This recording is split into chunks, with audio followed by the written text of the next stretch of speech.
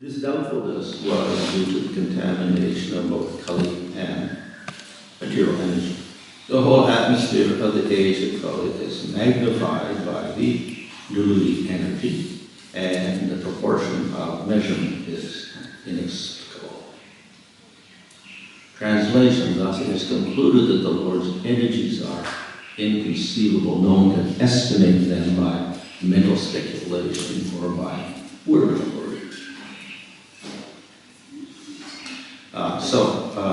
Here the previous verse talked about the inability to identify who is caused the problem, who is caused the sin, who is caused the suffering of the bull and the cow, even though in one sense it's very obvious. So, as I mentioned yesterday, we can trace back cause over cause over cause, and the ultimate cause is the Supreme Lord. But then the problem comes when we identify the Supreme Lord as the cause of the suffering of the bull. That doesn't make any sense anymore. So we have to be careful when we identify the cause. So, as Prabhupada mentions in the purport, nothing moves without the sanction of the Supreme Lord. The blade of grass doesn't even move. So, in that sense, yes, the Lord is responsible for everything. But at the same time, we do find statements that the Lord says, I'm not responsible for the jiva's position in this material world, his suffering. I'm not responsible for that. So, therefore, we have to be careful when we attribute who's the final authority, and then we say he's the cause of everything, or he's the cause of suffering. Right? So it's also a problem for religion to discuss God as the cause of suffering, and most religions can't explain it properly. But we have a nice explanation here in the Bhagavatam philosophy. And that is, yes, the Lord is the cause in one sense. At the same time, he's not the direct controller of every single movement of the material world. Yes, he's the director of it in one sense, but indirectly he does it. Not directly. He causes everything, but indirectly. And when it's indirect, then there is also room for other factors to get involved. And the other factor that is involved here is the free will of the jiva. So it is not just the will of the Lord that makes everything happen in the material world. It's also the will of the jiva.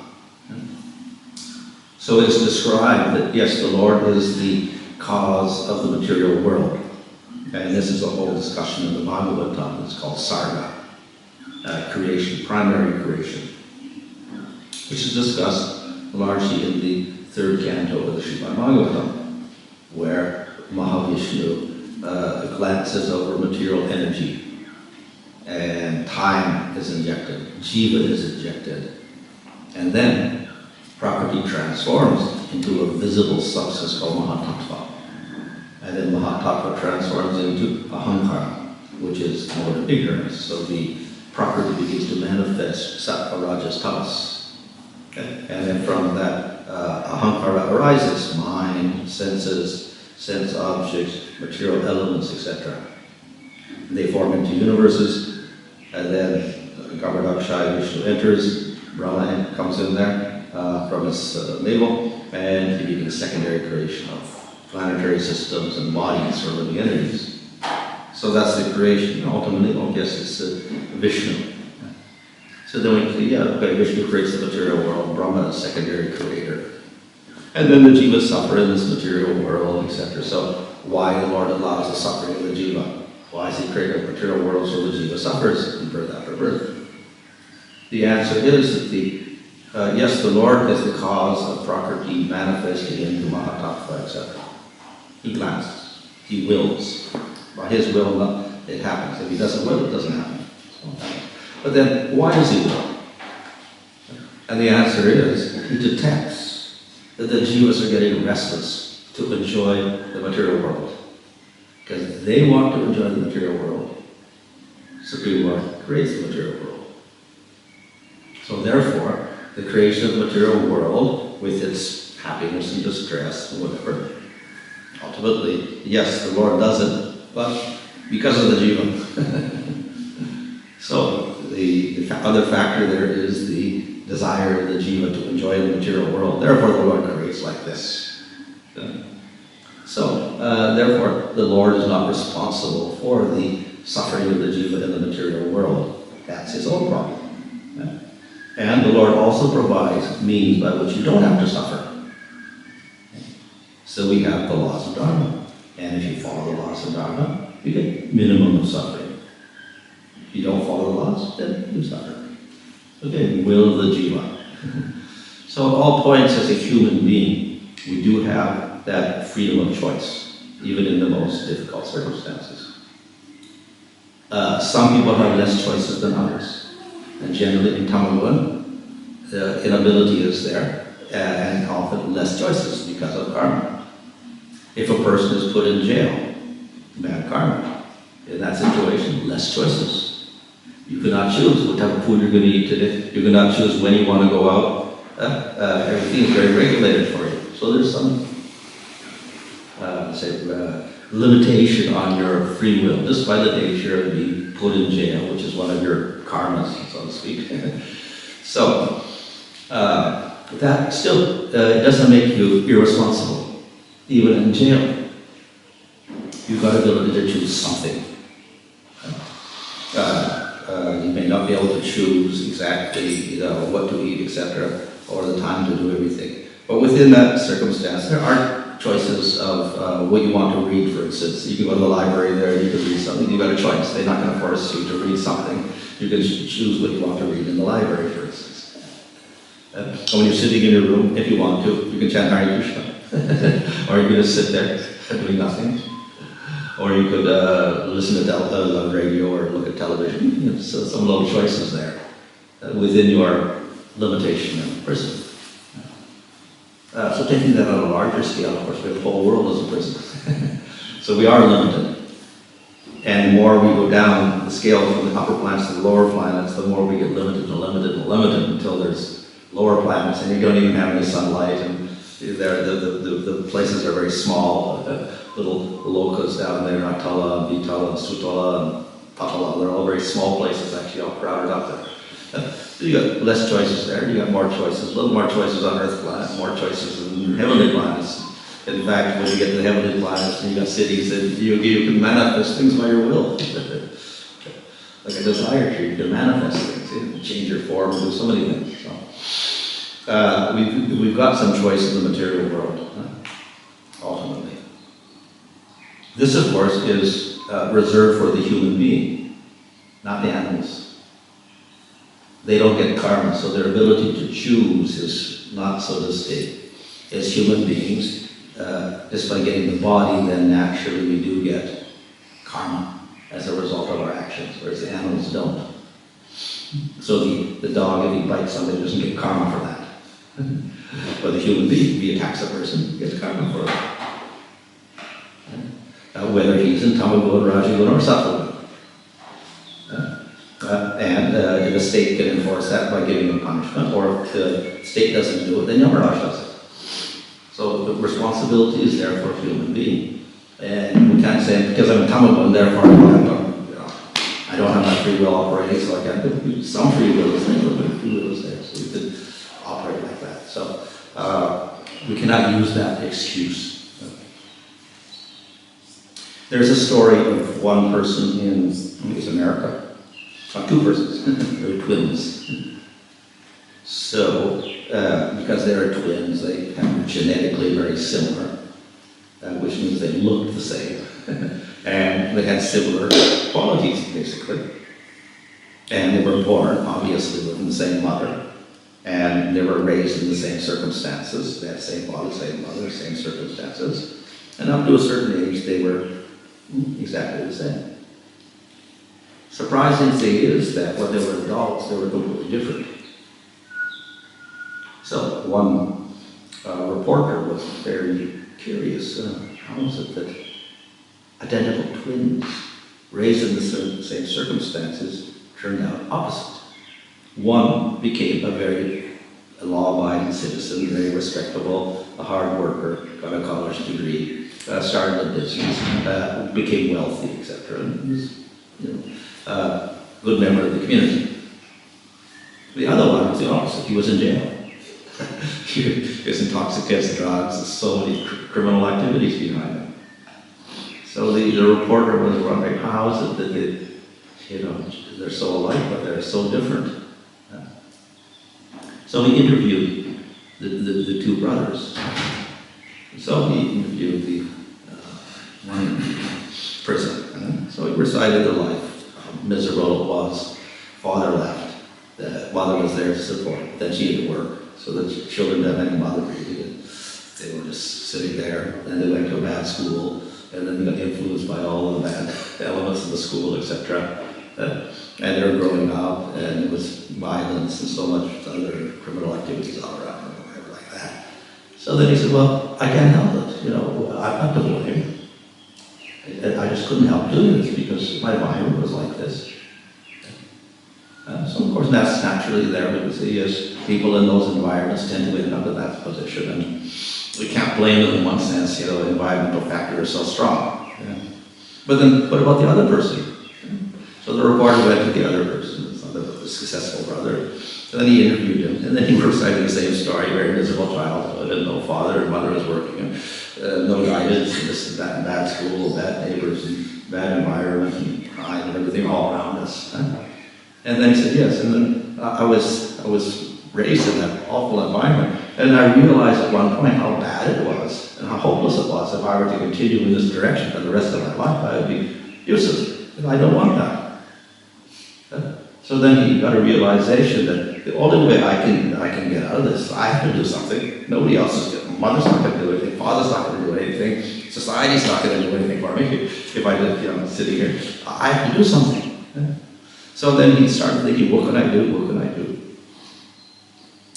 Then he thought, well, I'll get some job somewhere and I'll get a little money and I'll keep saving the money and then I'll go to college and I'll do this. So he did that. He saved some money, maybe delivered newspapers or something like that, saved his money up, and he got better jobs after that. He got to university, graduated from university, etc.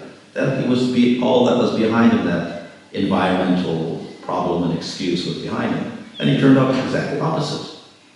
But at a certain point, he made that choice. The other brother didn't make that choice, and therefore he ended up in a different direction. So same circumstances, same genetics, same environment, same everything. The free will was there, so one chose one direction, the other chose another direction.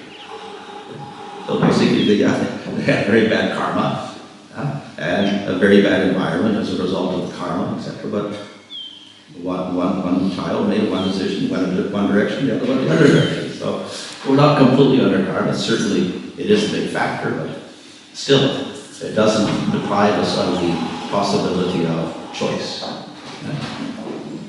Another example is in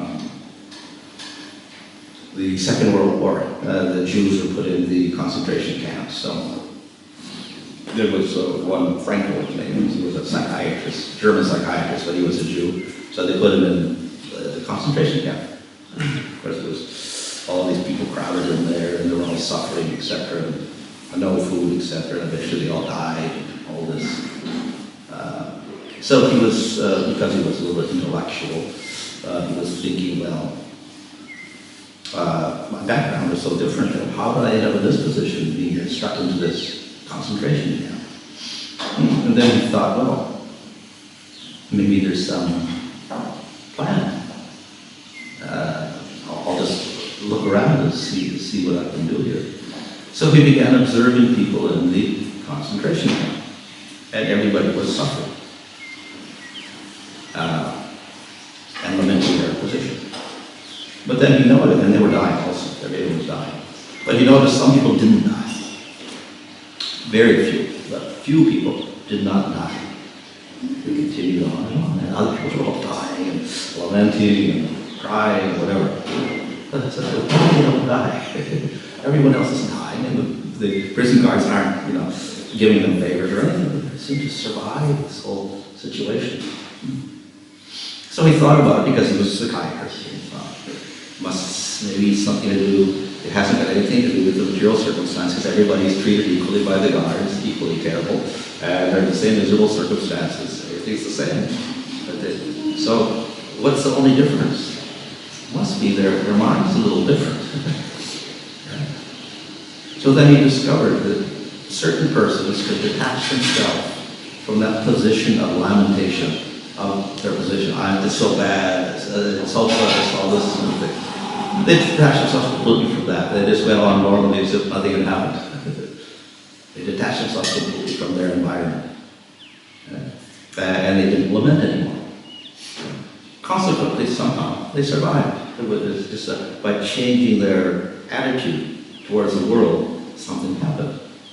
So that's an interesting proposition. So he tried it himself, and he started becoming detached from everything, looking at everything in a different way, not having extreme feelings of hatred or whatever like that. He was very, very calm in all circumstances. And then he noticed that something very strange happened. The environment changed. The guards became nicer. They weren't so cruel anymore somehow. They began to respect him. They didn't interfere with him. They didn't commit violence against him. And so this is very strange. And actually then the guards began to come to him for advice. He became a counselor for the guards. So his conclusion was that we may not have a choice because of our karmic circumstances or jail or whatever like that. We can't do anything.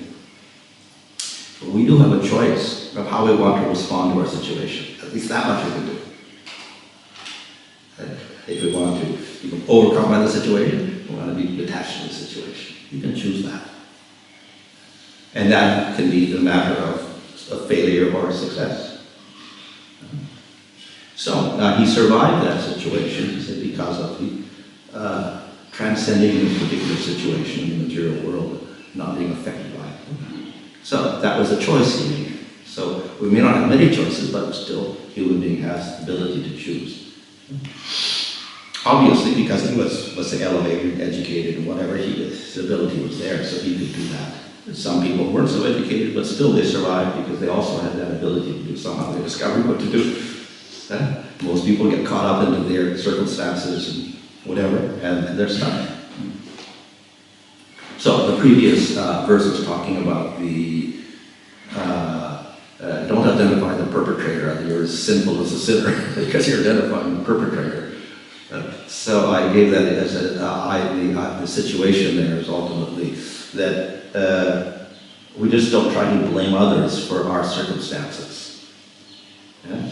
We start blaming others, and all we do is lament our hopeless position. That's all we do. And then we're stuck in that. Nothing happens. We're stuck. We've concluded that we're miserable, and we just get more miserable. So we have to become detached in that type of situation in the material world. Therefore, the laws of karma are working, and they have influence on us still. The human being as a jiva does have his free will. Some have the good fortune of using it nicely, others don't. And as I said, generally, if you're a tiny one, it's more difficult, but it's not impossible. Yeah? So we see people also in miserable karma circumstances, they transcend that. And we have many stories like that of people who go beyond their karmas in the material world and become, completely opposite. Those who are in a sattvic, yes, they do have a good position, better position, but even then, they can also be foolish. They can misuse that sattvic position, and they can also fall from that position and end up as the opposite. That's again their free will. It's not that they're forced to, because they're sattvic, they're forced to fall and become degraded, but we say they do become degraded by circumstances or so many, situations. Like Ajahn, who was a Brahmana, said he had good karma. But he didn't end up like that. He ended up with a very bad karma. But then again, he had the good fortune of then use Samarayana, and then all the karma was removed. So a little bit unpredictable.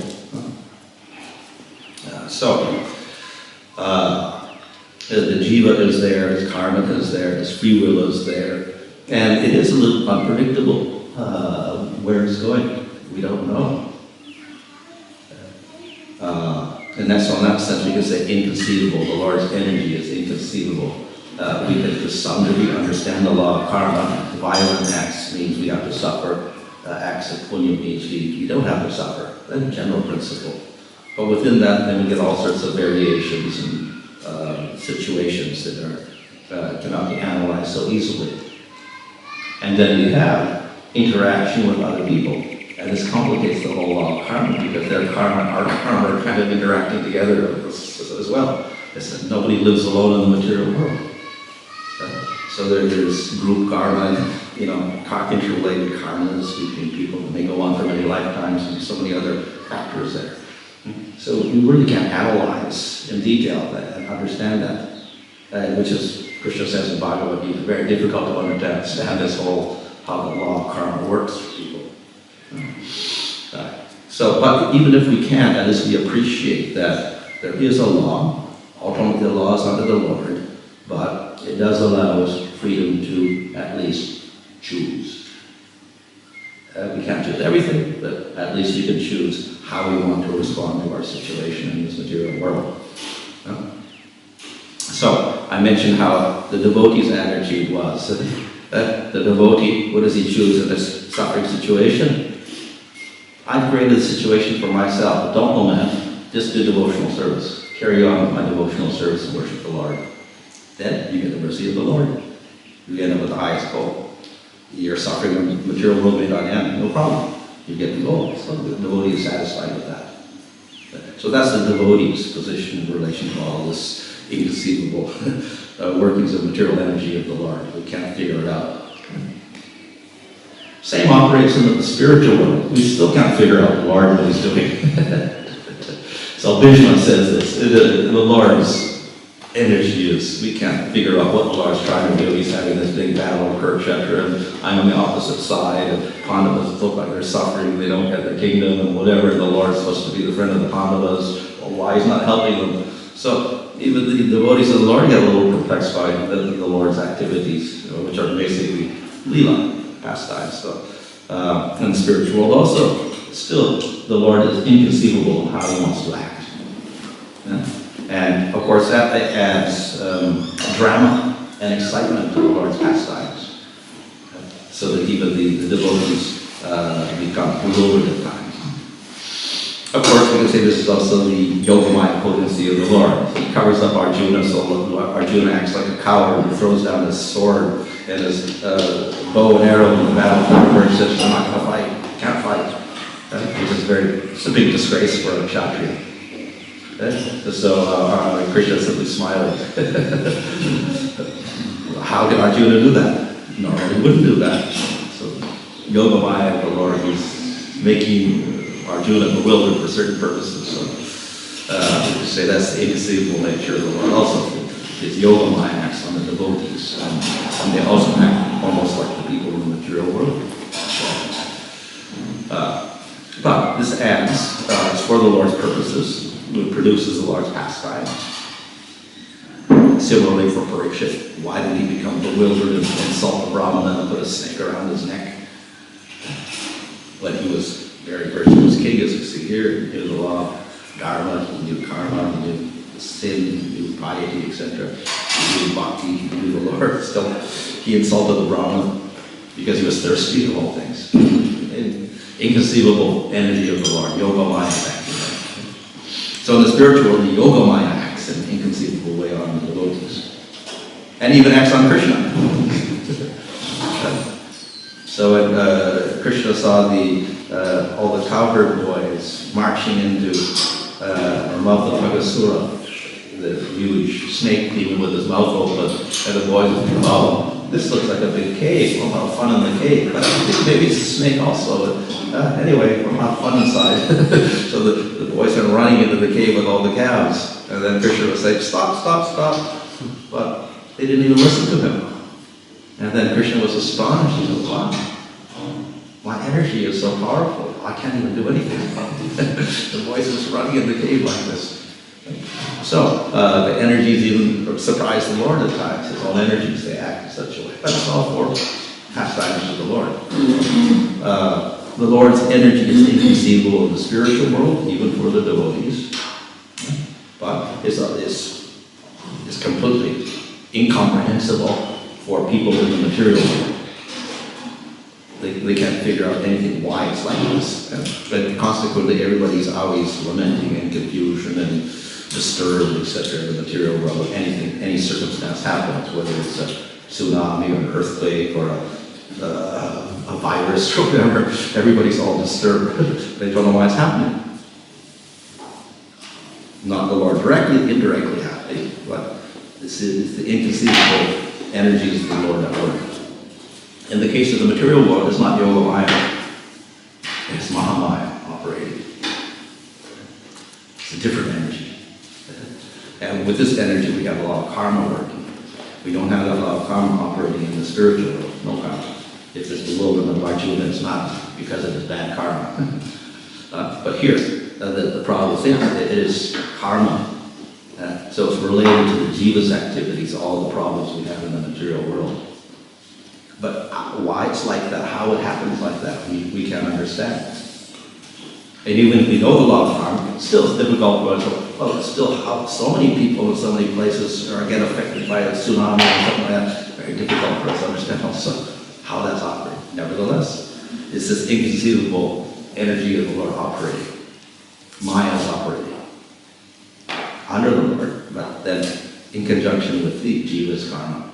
And so karma, law of karma is also part of the Maya energy. Ability to do actions is part of that. The impressions that you hold in your mind, their desires, all this is part of Maya. So all the jiva's activities and all the results and all the problems that the human beings create in the material world is also part of Maya, but related to the jiva's free will. So it's inconceivable even for one who knows the law of karma. It's not how it operates completely. But nevertheless, we know that ultimately the Lord's on top of it all. And it is the jiva's free will which is doing that much we can understand as devotees. Still, we don't know. We can't predict. It's impossible for us to predict the future or even to see the solution other than to surrender to the Supreme Lord. So as far as material world, we can't predict. But spiritually, we can predict. And that is surrender to the Lord. We go to the Lord. Finish. And our process of birth and death. So that's an absolute. And if we have faith in that, then we can progress in the process of bhakti. Otherwise, this whole material world, how it operates, we can understand to some degree, but still, we cannot completely understand it. It's too complex. But ultimately, we have faith that it's under the Supreme Lord and there's some justice behind it.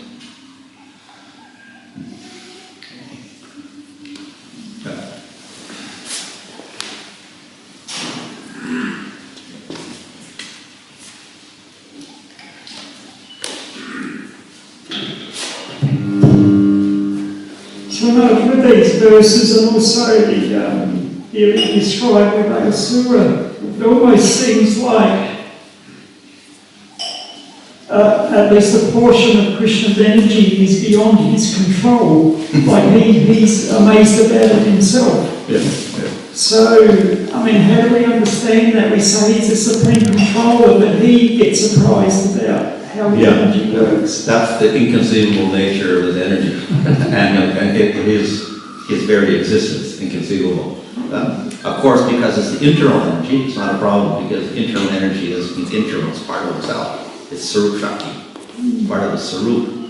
So through that manifests, the Chit Shakti with the Kladini, Samvit, and Sandhini energies, etc. And so many things the Yoga Maya manifests through that, all manifests. All the Shaktis under the Supreme Lord, but still, it can do surprising things, and even the Lord's surprised.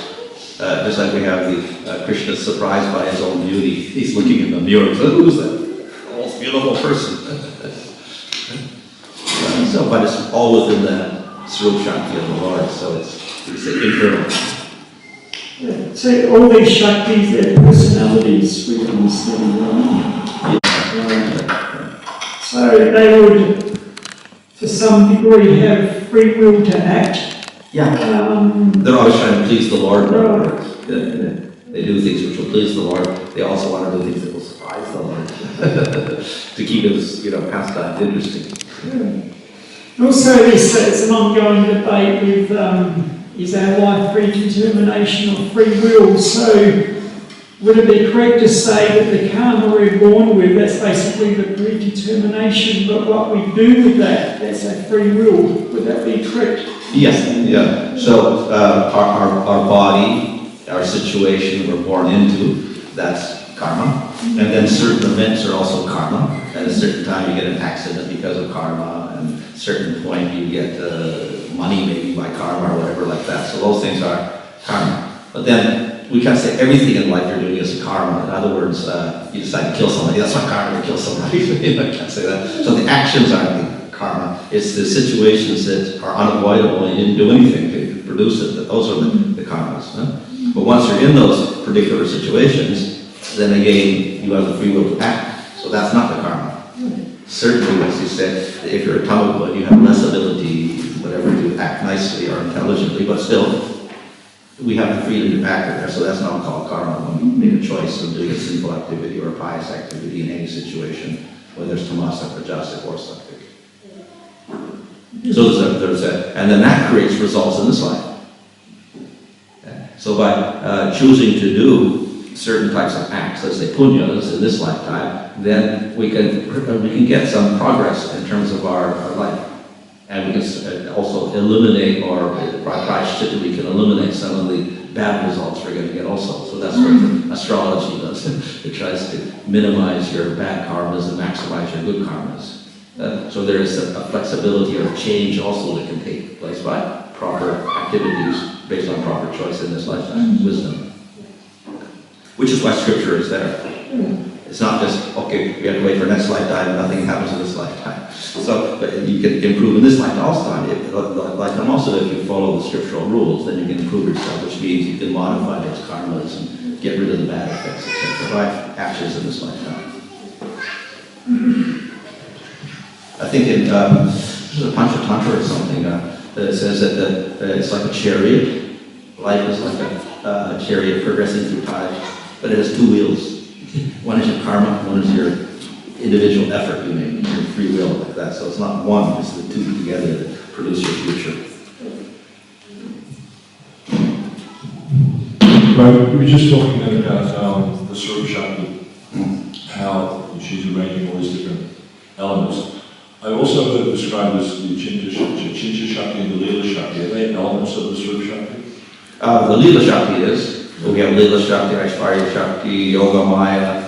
These are all part of the Swarup Shakti or the Chit Shakti, spiritual energy.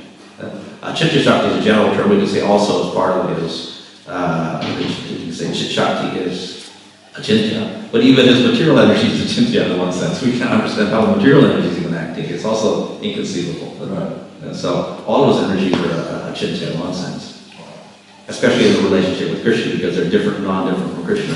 Jiva is non-different from Krishna, and he is different from Krishna. So that's achintya. Achintya being a Veda, Jiva and Krishna. So even the Jiva Shakti is achintya, his relationship with the Lord.